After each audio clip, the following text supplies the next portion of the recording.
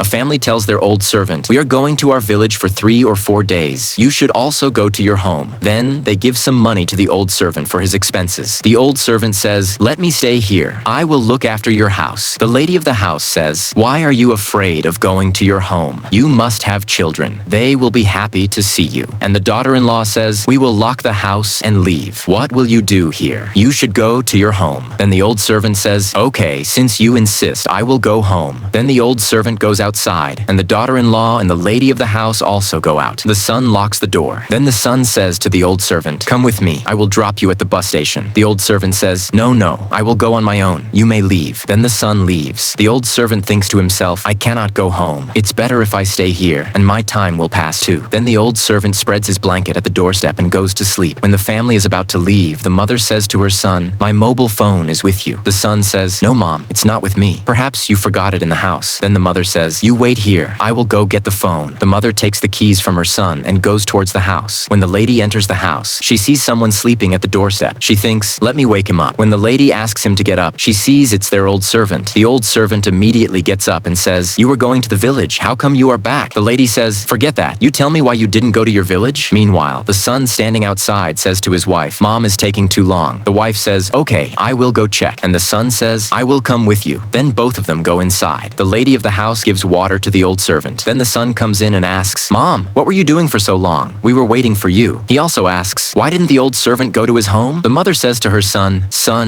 he had some compulsions." The son says, "What compulsions did he have that made him stop from going to his village?" The old servant then says, "What will I do by going to the village? I educated my son and got him married. Then, on his wife's insistence, he threw me out of the house." The old servant says to the lady, "Please, ma'am, don't send me to the village. I will stay right here." Then the lady gives the house keys to the old servant and says, "You go inside." Then the lady says, "You tell me, if you had slept outside for these 3 or 4 days, you would have fallen ill." Then the daughter-in-law says to the old servant, "If this was the reason, you should have told us. We would have given you the house keys and left." The old servant says, "I did tell you, but you didn't understand." Then the daughter-in-law says, "From now on, you will live here. If your family has thrown you out, it's not a problem. You are the elder of this house, and we are like your children. This house is also yours. You stay. We are going to a wedding. We have no choice. If any problem occurs, call and inform us." Then the old servant says to the lady, "Your family is very good. Your daughter-in-law and son are very nice. But my son and daughter-in-law threw me out of the house. I won't go anywhere else, ma'am. I will stay here." The lady says, "We are leaving for the wedding now. If any problem occurs, just call us." Then the family leaves for the wedding, and the old servant prays for them in his heart. For these kind-hearted people, they definitely deserve a like for making a poor old servant the elder of their own house.